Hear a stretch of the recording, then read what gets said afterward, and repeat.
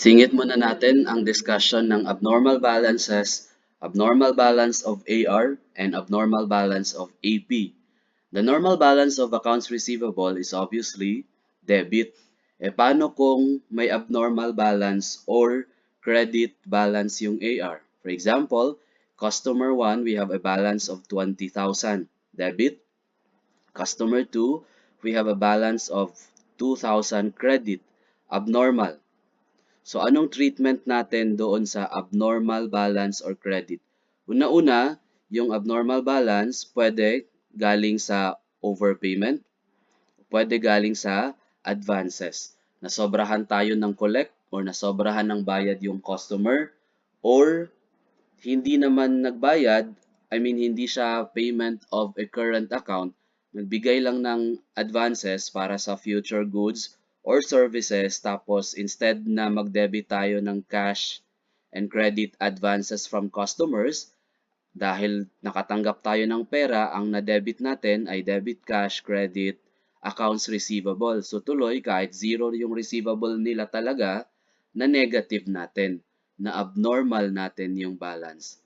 So ano ang gagawin? Una-una, hindi pwede i-present as AR. Parang yung kanina or parang lesson 1 sa cash na pag merong abnormal which is the overdraft, it's not presented as part of cash. Ganon din dito, parallel rule. Overdraft or credit balance in the AR is not accounts receivable, not offset. Yun yung effect nun. So just think of overdraft. Hindi siya part of cash, hindi siya part of accounts receivable. Instead, ano siya? Current liability. Kasi nasobrahan tayo ng collect, meron tayong obligation sa kanila. Pero, may malaking pero. Although current liability siya, hindi natin siya pwede i-present as part of accounts payable. Why? Because accounts payable arise from trade purchases. Meaning, debit purchases, credit accounts payable. Yun yung reason nagkakaroon tayo ng accounts payable na current liability. So ito, hindi naman tayo bumili para magkaroon tayo ng accounts payable. Nagkaroon lang tayo dito ng current liability dahil nasobrahan ng bayad or nagbayad but in the form of advances na credit natin sa AR. So yung tatlong yan ang pwedeng maging sagot sa theory. Pwedeng independent questions yan. Not part of AR, meaning should not be deducted, not be offset. It's presented as current liability, but not presented as accounts payable, because it's not from purchases. So, what do we do? Say, ang accountant, Shung, pinresent nga as net, kaya ang presentation sa libro, 18,000 debit, binawas niya, no? Kunyari. So, anong gagawin natin? Meron tayong dalawang methods, depende sa case or sa pag-present sa problem. Case 1. Case 1, ang binigay ng problem ay unadjusted balance. Meaning, nagbigay ng accounts receivable at 18,000. So, case 1, ang binanggit balance na ng receivable at sinabi na nabawas na doon. It's net of the abnormal balance. Alam nating mali yun. Kasi dapat hindi nga binabawas, not part of AR, parang overdraft, not offset. So, what do? We will adjust the unadjusted balance. Kasi naka-net yun. So, anong gagawin natin? Ibalik natin yung 2,000 na nabawas. Kasi dapat ma-reflect yung totoong balance ng AR na 20,000. Again, if it's an unadjusted balance, what do? Since nabawas nila, ibalik lang natin. We add it back. So, the correct accounts receivable is 20,000 and the adjustment is by adding back the 2,000. Debit accounts receivable 2,000, undo the credit balance, and credit advances from customers 2,000. Say advances yun. Para ma-reflect natin yung totoong nature ng liability. So again, nabalik ang 2,000 sa receivable, added to the unadjusted balance, and we have now established our current liability advances from customers. But then again, do not present the advances from customer as accounts payable because hindi ito galing sa purchases. That's method 1 or case 1. Pag ang binigay sa atin, unadjusted balance, just add back the removed receivable or the deducted receivable dahil hindi dapat binabawas. Case 2. Case 2, hindi unadjusted net balance yung binigay, kundi nagbigay ng listahan ng mga balanse. Katulad nga nung sa taas kanina, listahan, customer 1 debit, customer 2 credit, pwedeng dumami yan kasi maraming customers. Customer 3 debit, customer 4 debit, customer 5 debit, customer 6 credit. Nagbigay ng listahan, in that case, pag nagbibigay ng listahan, pipiliin lang natin to present as receivable yung may mga debit balance. So, anong gagawin? E di, customer 1 lang naman dito ang may debit balance, yun na yung ating receivable. E yung 2,000, ignore na lang natin. Huwag na natin siyang ibawas. Mamaya, ikaw na yung syong-syong na accountant na nagbawas.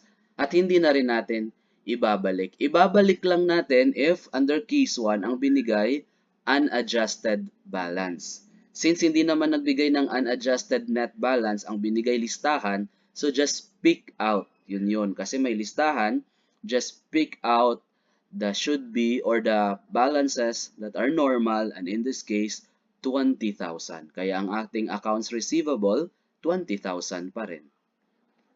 Then, i-adjust lang natin for the purpose of reflecting the liability.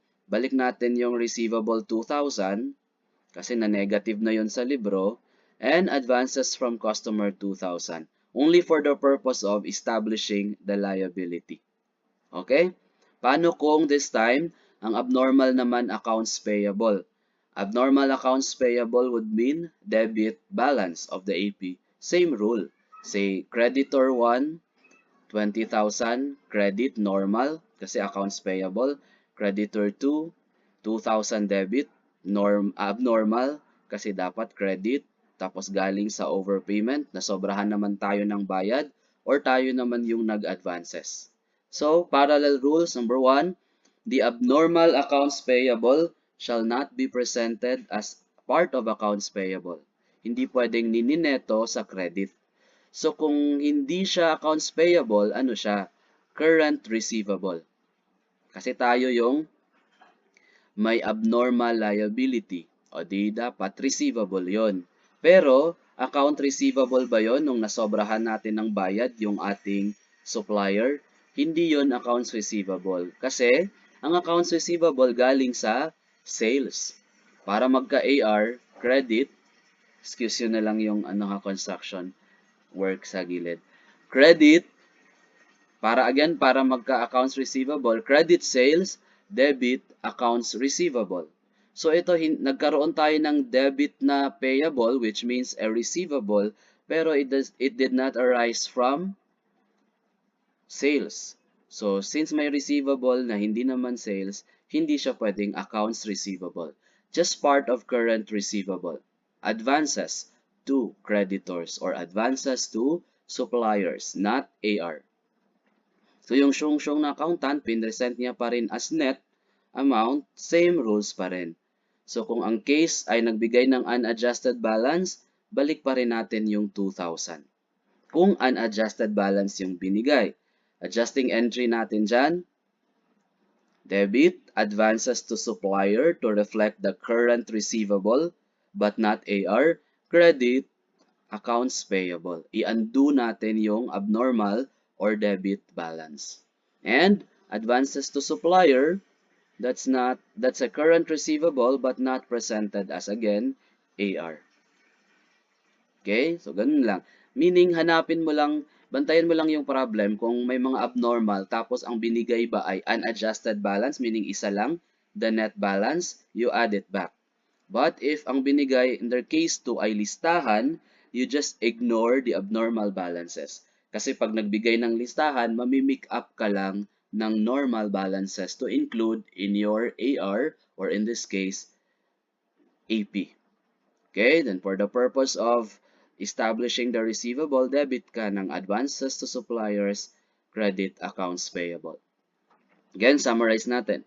Pag merong abnormal, scan mo yung problem, merong abnormal, ako pala yung abnormal. So, scan mo yung problem, may abnormal balances, identify whether ang binigay ay listahan or unadjusted balance. Pag listahan, just pick up the correct balances or the normal balances, ignore the abnormal. Kapag naman unadjusted balance, add back. Okay?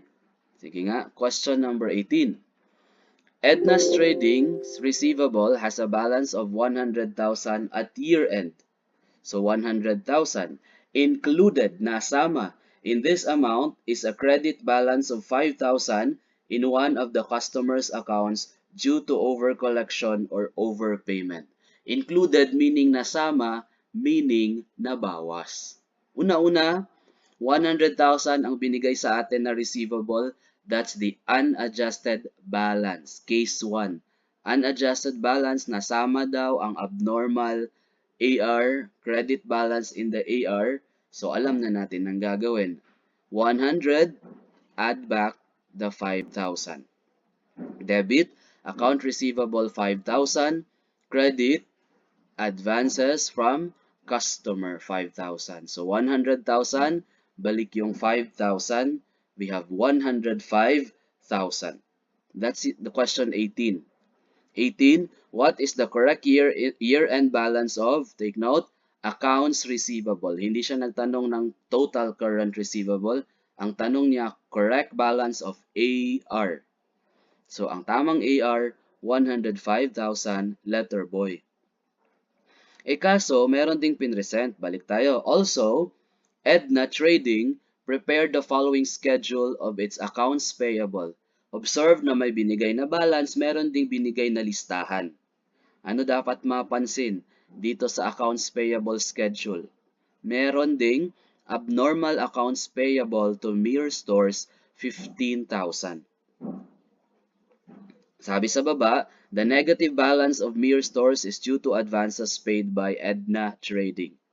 Ano dapat mangyari sa 15? Hindi ito pwede i-present as part of accounts payable because this is a negative payable. Ano dapat to? Current receivable. Advances to suppliers. Kaya lang, hindi siya pwedeng i-present as accounts receivable kasi receivable siya hindi dahil may sales. Receivable dahil may advances tayo. Kaya, ang entry natin dyan sa 15,000, advances to supplier, that's a receivable but not AR, credit, accounts payable. I-undo natin yung negative. Ibig sabihin, kung ang tanong ay total current receivable, again, kung ang tanong total current receivable, meron na tayong 105 AR plus 15 advances to supplier, that's a current receivable, 120,000. Okay? So for number 20, tinatanong ang entry to adjust the 5,000 abnormal receivable. Number 19 muna pala, number 19, tinatanong ang total current receivable. Total current receivable, 120 na. 19, letter A. Kanina, 105 lang kasi again, ang tinatanong sa 18, accounts receivable lang. Dito sa 19, total current receivable. We have accounts receivable and advances to suppliers, 120. Number 20, tinatanong ang adjustment doon sa 5,000. Ito yun. Advance, debit, accounts receivable, 5,000. Credit, advances from customer. A current liability but not accounts payable. 21, tinatanong ang tamang accounts payable. Ang tamang accounts payable, since meron tayong listahan dito under case 2, pick upin na lang natin yung credit balances, 40 and 60, 100,000. 21, letter C. Pwede rin naman na mag-case 1 ka. Sir, gusto ko starting from unadjusted. O di, 85. Then, pag starting from unadjusted balance of 85, what to do with the abnormal? Add it back. So, 85 plus abnormal of 15, you still have 100. Tama? Question. Bakit hindi natin sinama as accounts payable in 21 yung credit balance ng AR na 5,000? Kasi, again, it's a current liability but not presented as accounts payable because for it to be an account payable, it must be coming from trade purchase. Ito ay overpayment. Kaya yung 5,000, current liab pero hindi siya kasama sa 21. Kasi sa 21, accounts payable yung tanong. Okay? Current liab but not AP. Yung sa kanina naman, current receivable, abnormal na payable, but not AR. So, ganun lang yan. 22, advances to supplier debit, credit, accounts payable for the entry to adjust the abnormal liability. Next, 23, how shall an entity present an account receivable that has a credit balance? Ayun na. It's not part of account receivable.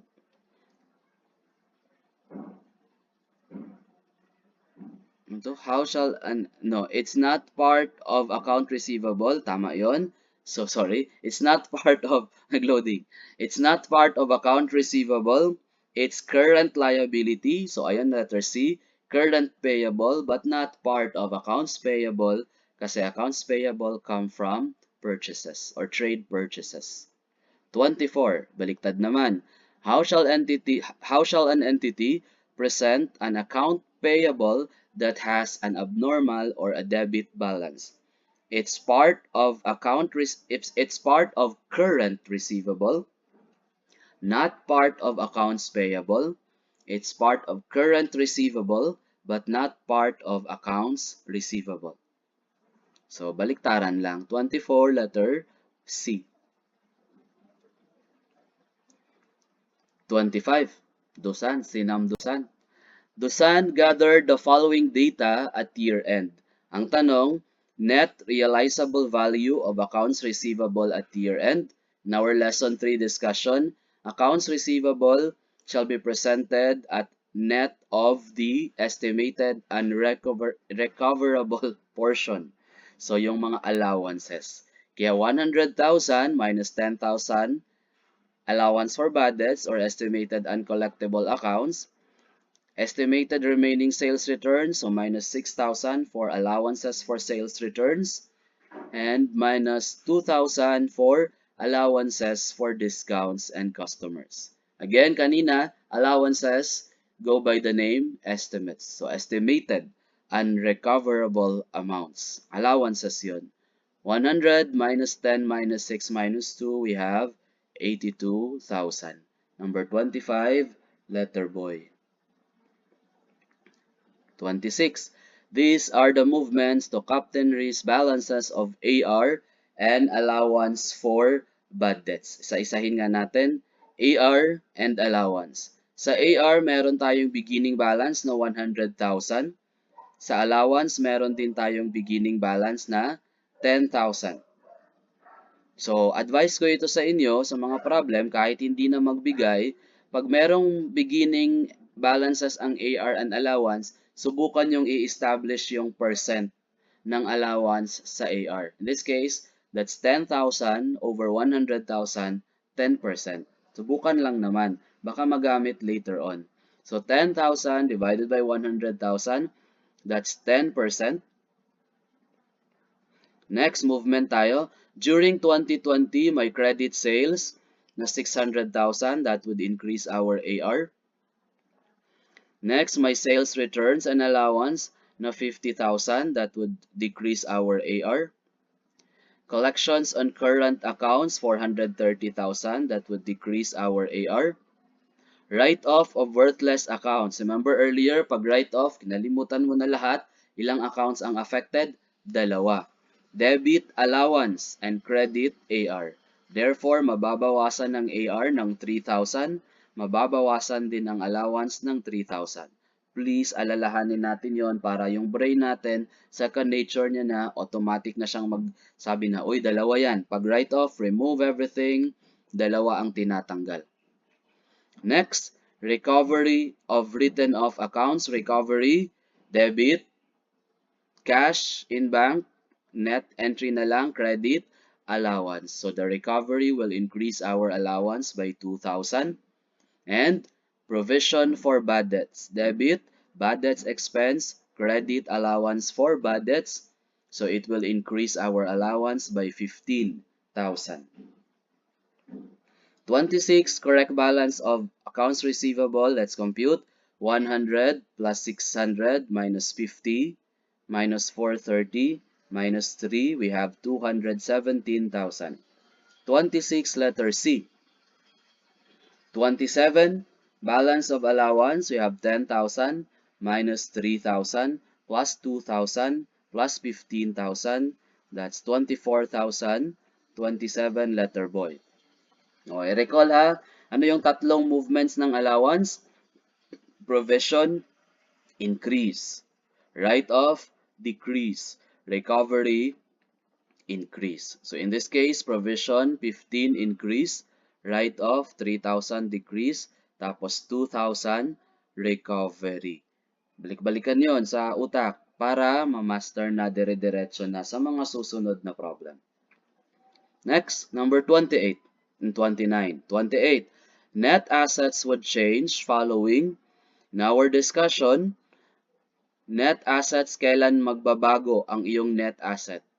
O, isang pagkakataon lang yon, naalala nyo ba?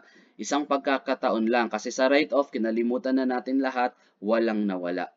Recovery, nagbalik, pero meron ding allowance ulit, tapos pero may cash naman, wala ding net effect.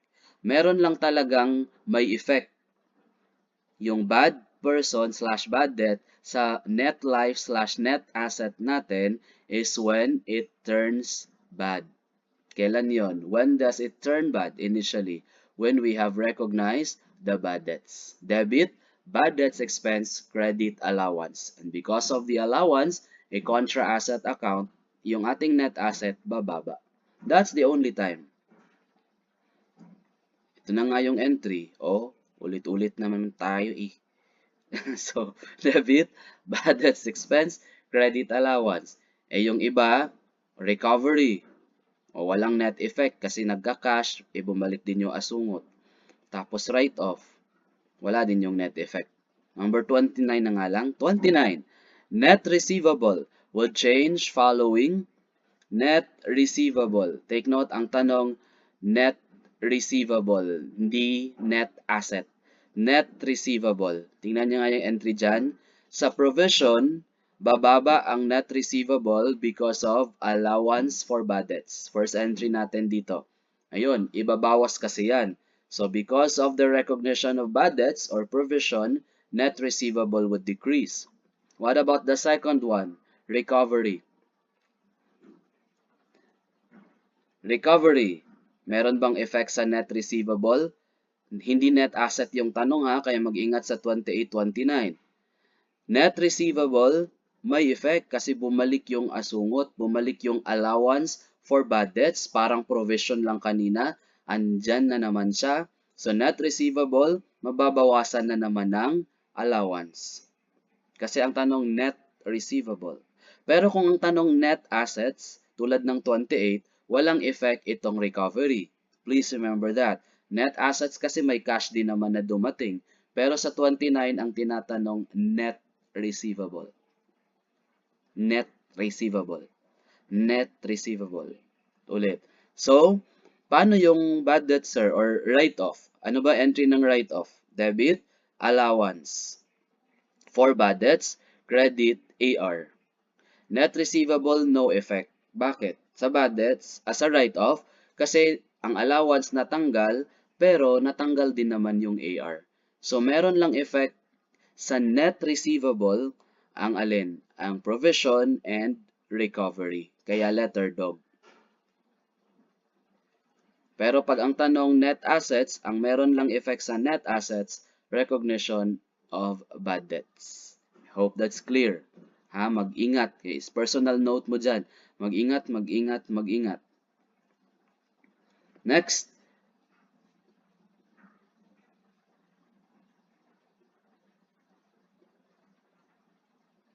Consider the following data concerning the transactions moving the balances of accounts receivable and allowance for bad debts.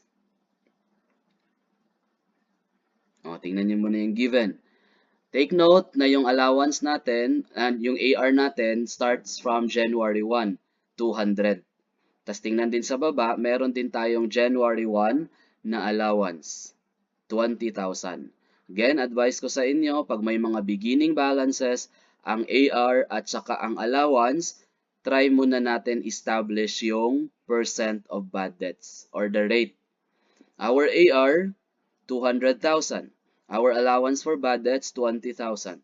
20,000 divided by 200,000, the percent of the allowance is 10% based on AR. Gawin mo lang yon kahit naman hindi itatanong, at least meron kang safe amount. Kung kunyari, yun na nga yung tanong talaga.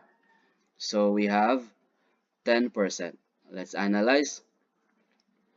If the bad debt is estimated as a percent of accounts receivable, what is the bad debts expense? So analyze tayo. We have allowance, beginning. Magkano ang ating allowance beginning? Pakihanap. Or may movement tayo mamaya. Ang AR natin daw, sabi ito na, if the bad debt is estimated as a percent of AR, na na-establish na natin kanina, what is the bad debts expense? Ang AR natin, movement muna ng AR. Kailangan natin ng ending balance ng AR. We have 200,000. Look at the T account or the ledger for AR. Meron tayong credit sales na 600,000. Meron tayong sales returns, bawas 50,000.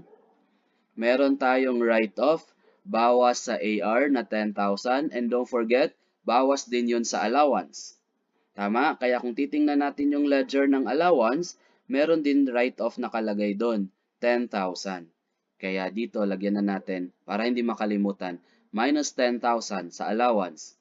Then, balik sa AR, merong collections of current accounts, 440,000.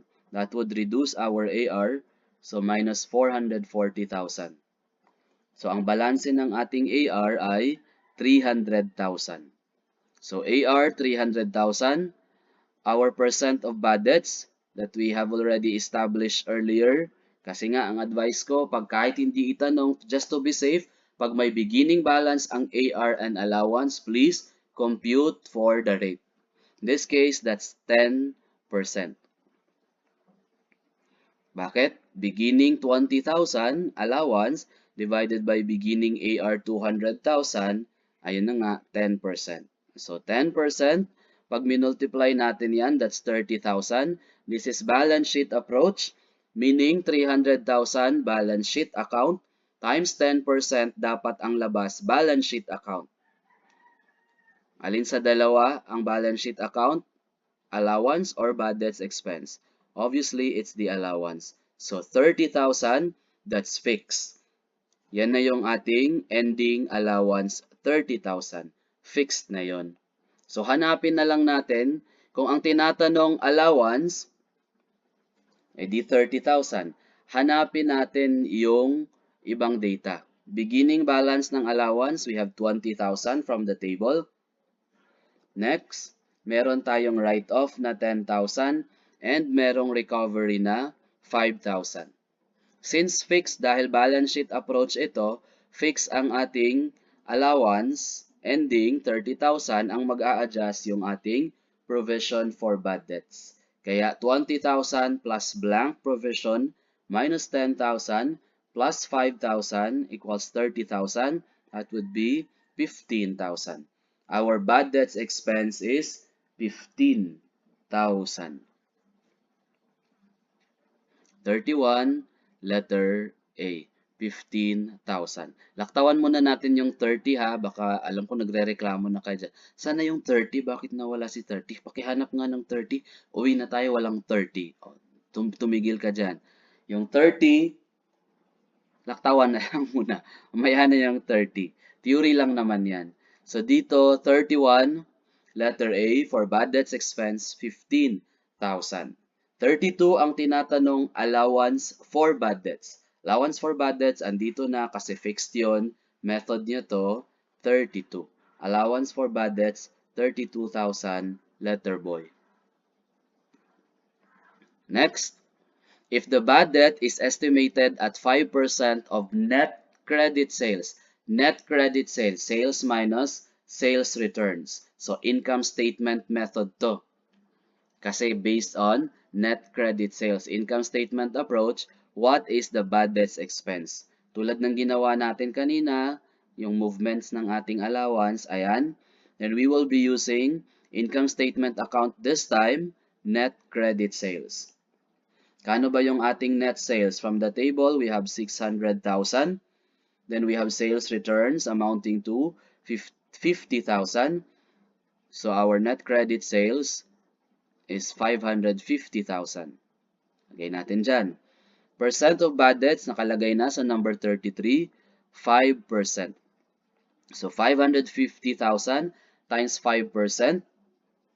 Ang product niyan is an income statement account. Kasi income statement approach ito.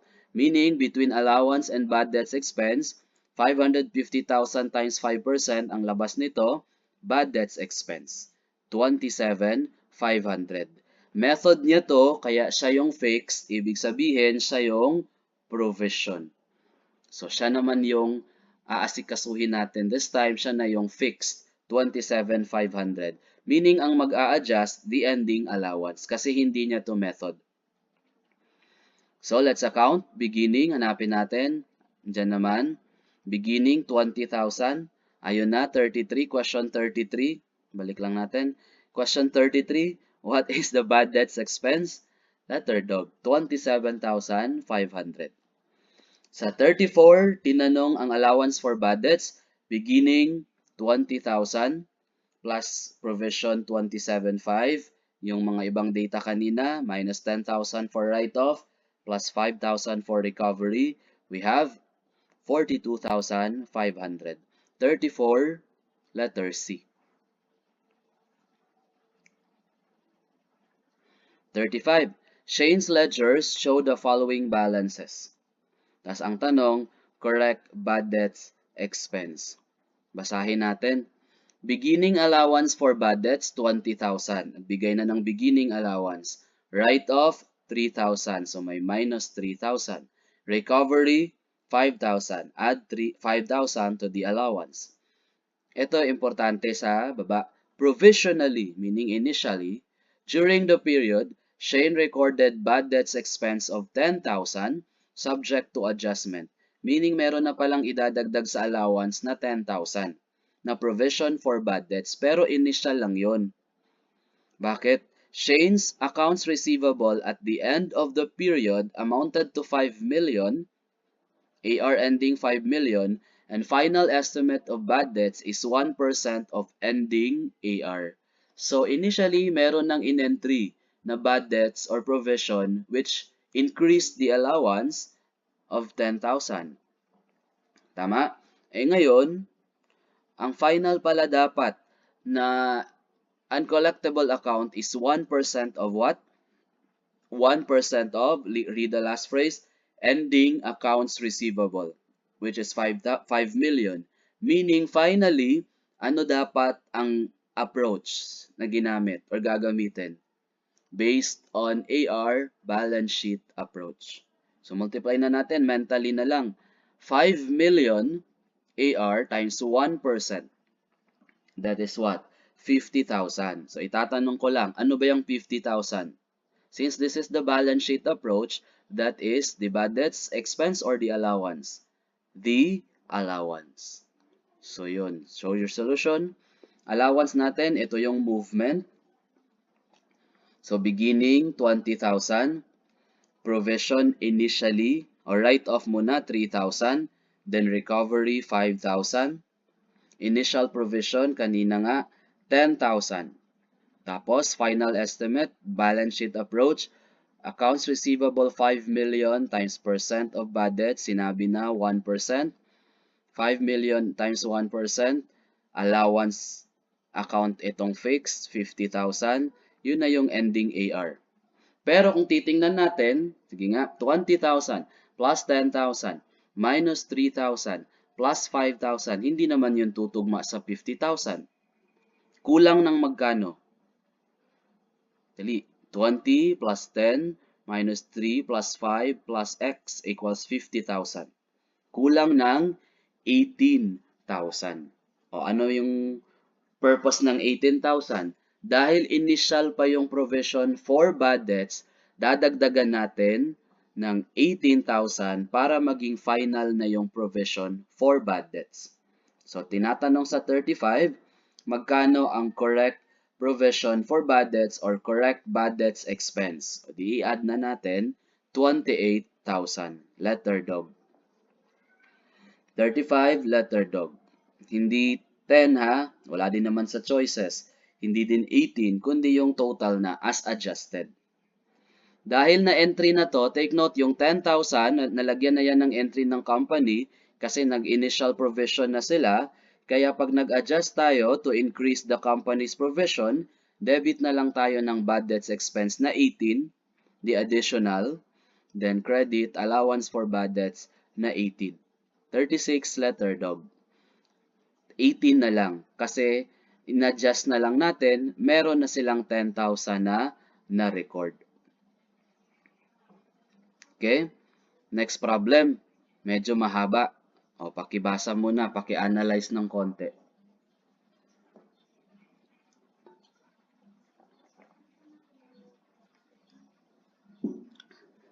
Basa.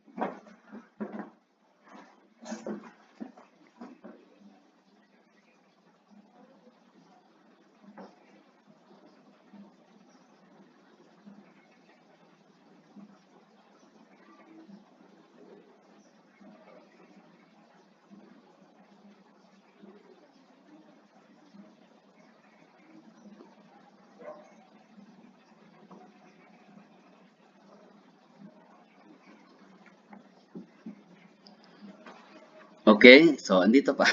Andito pa tayo. Let's analyze. Una-una, net realizable value yung binigay. When you say net realizable value, that's our AR net of allowances. So the net realizable value of Carlito Company's AR at the beginning of the current period is 480,000. Again, net realizable value yung 480, meaning AR minus allowance yan. Beginning. Eh, magkano ba yung allowance beginning? Nasa baba, second to the last, beginning allowance is 20,000, which means na magkano ang ating gross AR? 500 kasi nabawas yung allowance. So 500 gross AR, beginning allowance 20, beginning net realizable value is 480,000. Okay, balik tayo sa taas. During the period, Carlito sold goods costing 1,500,000, 40% of which was on cash basis. So, ang cost ng goods na binenta, 1,500,000. Pero ang cash basis, ang cost ng nabenta on cash basis sales, 600,000, 40%. Meaning, ang cost ng nabenta on credit ay 900,000. Tama? Next, dito sa baba. Carlito Company's policy is to sell goods at 20% gross profit on sales for cash sales. Meaning itong 600,000 cost ng cash sales, binibenta ito at 20% gross profit on sales. On the other hand, itong credit sales cost na 900,000, binibenta naman at 25% gross profit on sale. Kasi credit sale. Yun yung policy ng company. 20% for cash sales, 25% for credit sales. Tuloy lang natin yung about sa allowance sa baba. Beginning allowance for bad debts is 20,000. Karugtong, with bad debts provided as a percent of ending AR. Yun, kailangan mong bantayan yun kasi ang computation pala ng company ng bad debts, balance sheet approach. The bad debts ay percent of AR.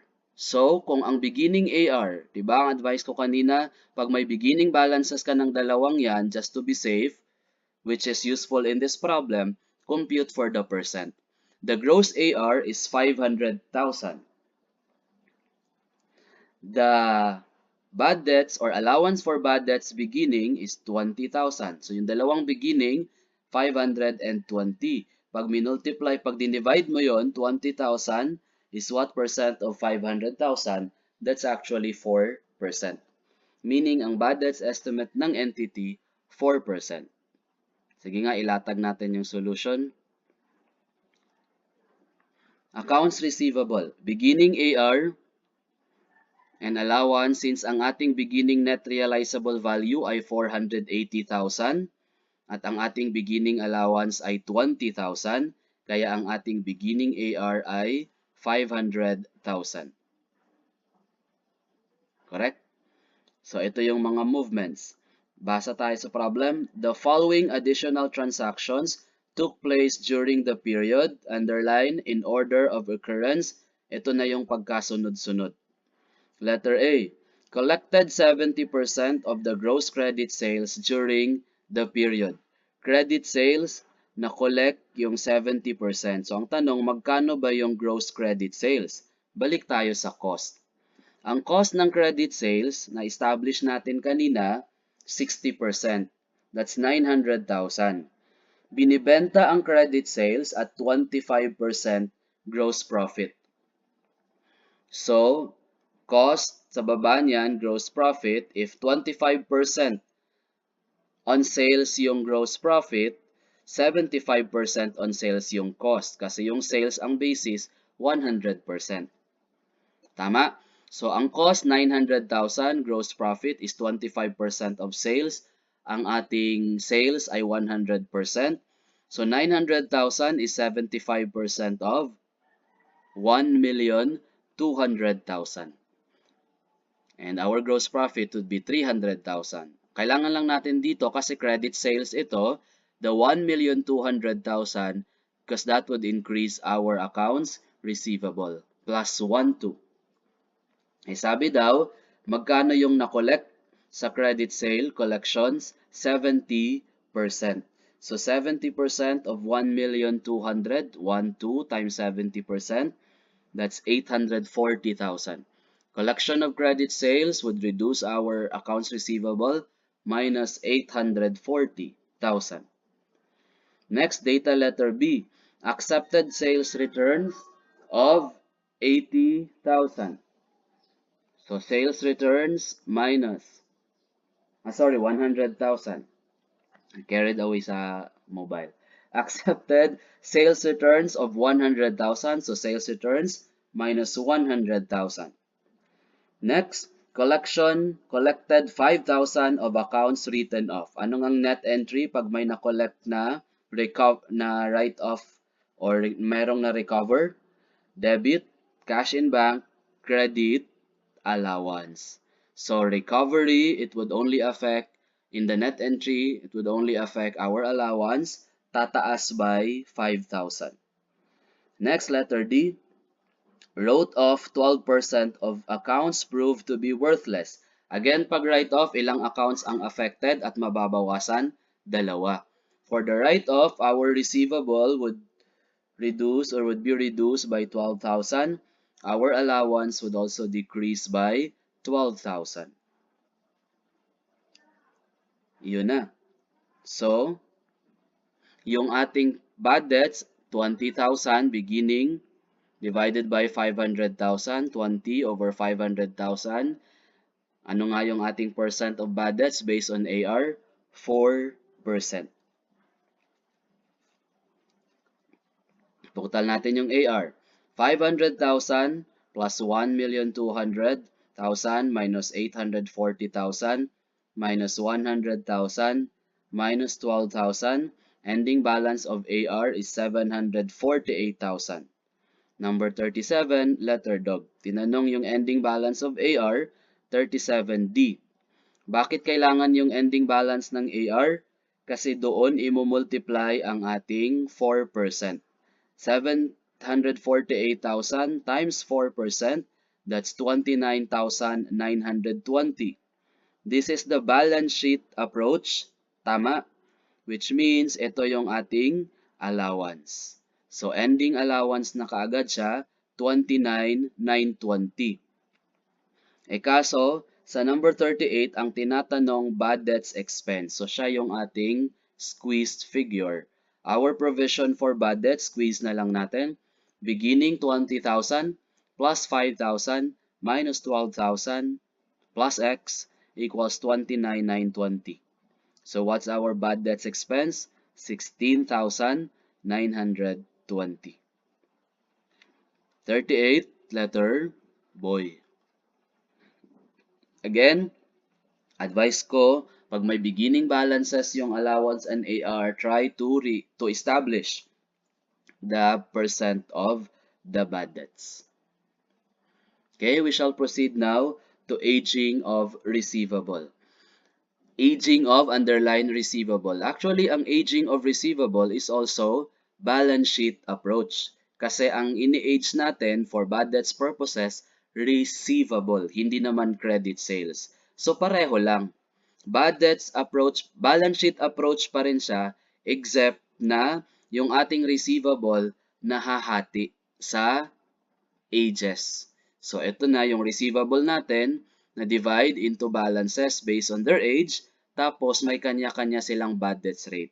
But just know that since this is still a balance sheet approach, pag minultiply natin yung ating receivable balance per age sa bad debts, ano yung labas? Bad debts expense or allowance?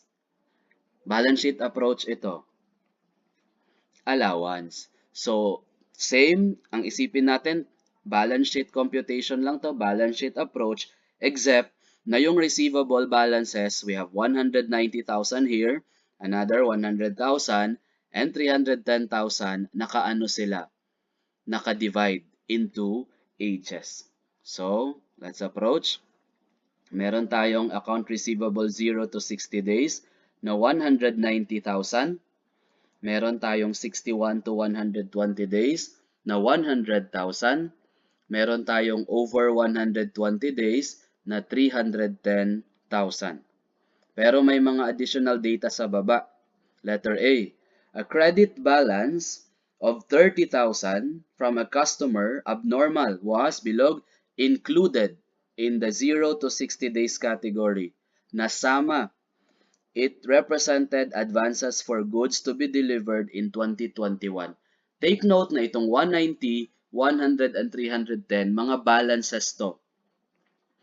Unadjusted balances of receivable per category. Take note, unadjusted balances. Case 1.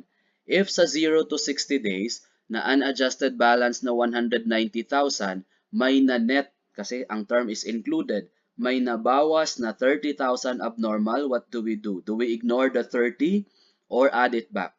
Case 1. Ang binigay, unadjusted balance 190. We should add it back. So, add back the 30,000.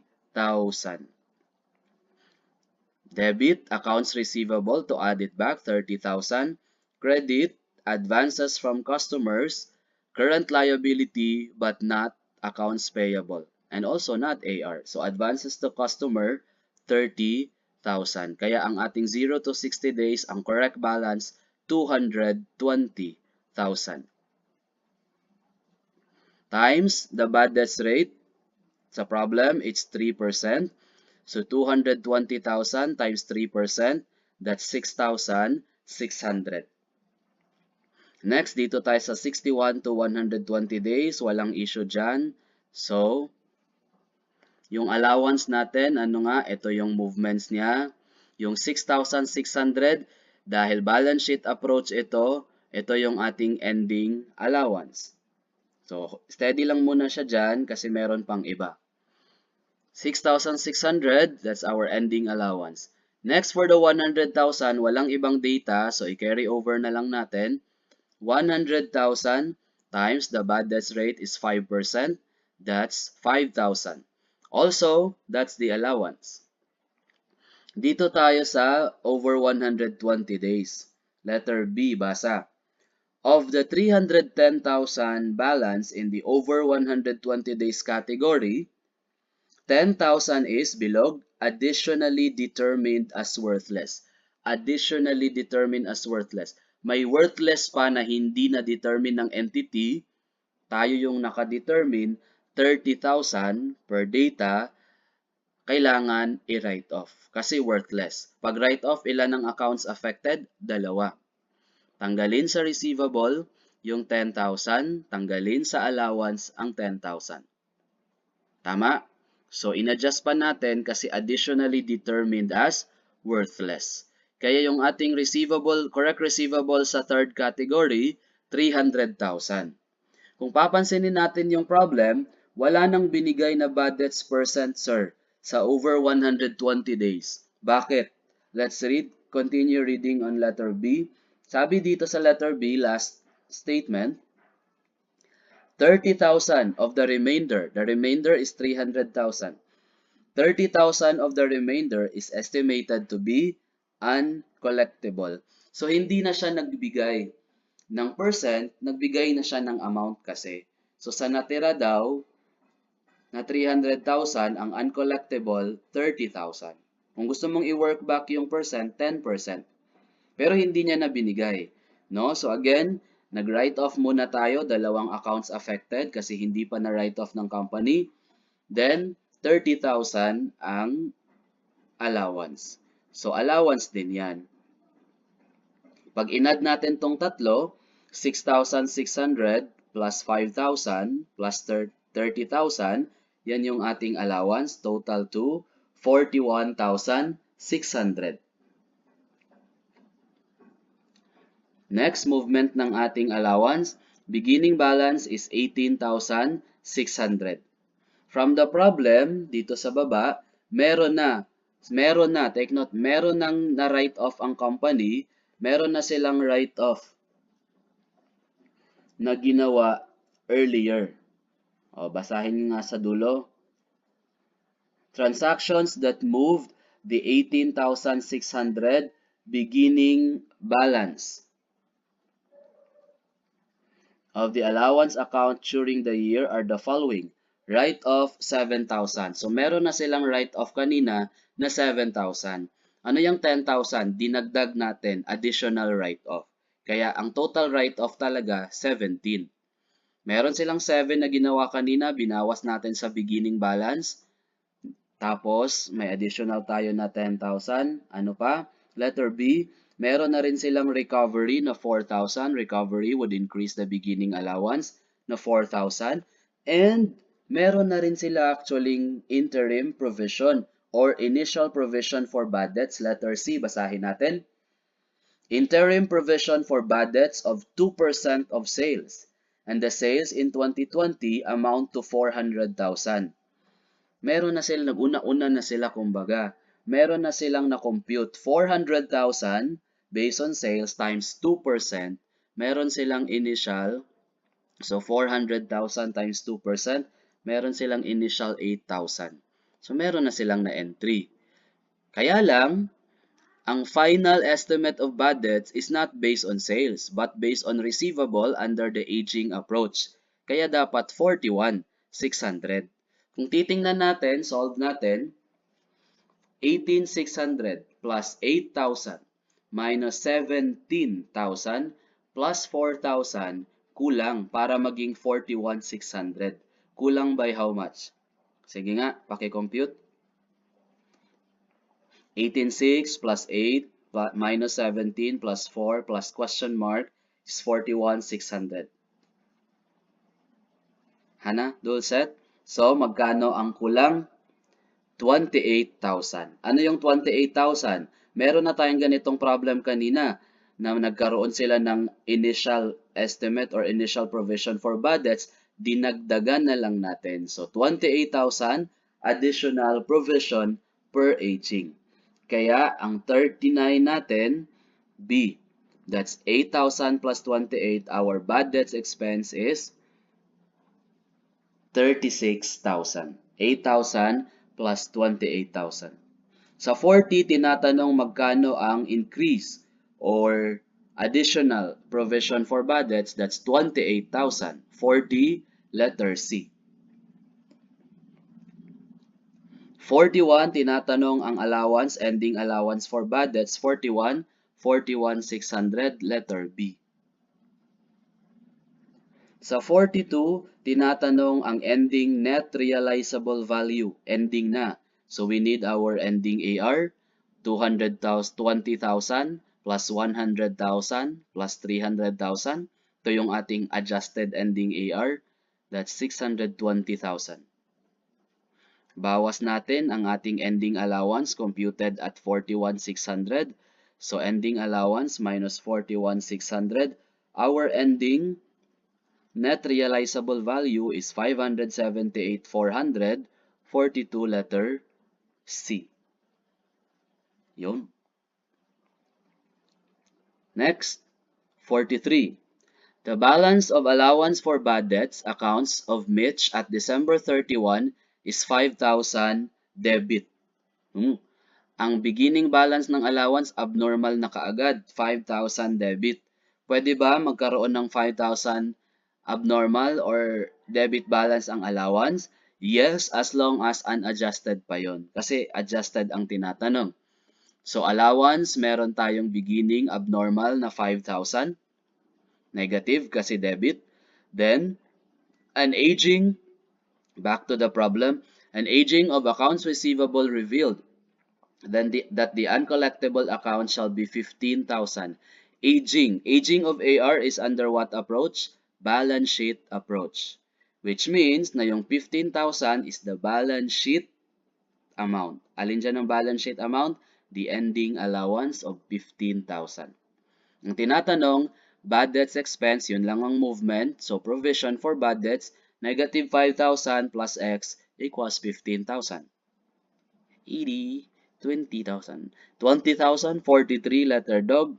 Entry tayo, debit, bad debts expense, 20,000. Credit, allowance for bad debts, 20,000. Again, ang theory, pwede ba? Is it possible for an allowance account to have a debit balance? The answer is yes, as long as that debit balance is not yet adjusted. Kasi hindi pwede na ang ending or adjusted balance abnormal pa rin. Next, 44. Finally, the last part. PFRS 9, approach to impairment, recognizes impairment on the basis of, ano nang tawag sa impairment under PFRS 9? ECL, expected credit loss. So, ang basis natin, expected losses. Based on what? Based on current conditions, present data, and forward-looking information. 44 letter, dog. ACL approach. 45. For PFRS 9, or PFRS 9 defines this as the weighted average credit losses with respective risks of a default occurring as the weights. Keyword credit loss. So, weighted average of credit losses, that's our ECL. Expected credit losses, letter boy.